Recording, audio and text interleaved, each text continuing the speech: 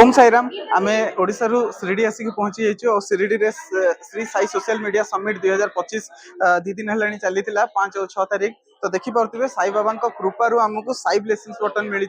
आमको कौन सेलिब्रिटी हबार आवश्यकता ना आम साई बाबा ये ब्लेसिंग्स बटन पाई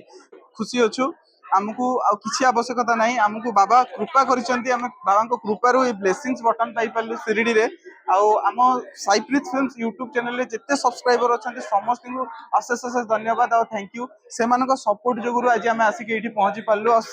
ओडिशा शिरडी आसिक आम ये साई ब्लेसिंग्स बटन पाइचु तो ए मंच रे आम चढ़ी पार्लु आ ब्लेसिंग्स बटन पाई पार्लु या बहुत ही आम खुशी आ बाबा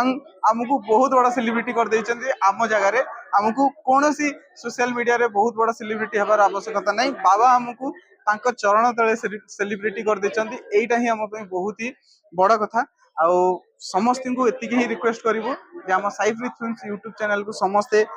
सपोर्ट करंतु आउ कोऑपरेट करंतु जदि आपण माने हमकु कोऑपरेट करिवे तो हमर आउरी ही उत्साह हबो आउ बहुत आमे आपण मानकु भला भला नुआ नुआ स्पिरिचुअल कंटेंट आउ वीडियो आनी के आपण मानक पाखु पहुंचेबो आउ या पछरे हमर आउ जने गुरु कहबाकू गले अछंती तांको ना होचंती देवदत्त विशी सर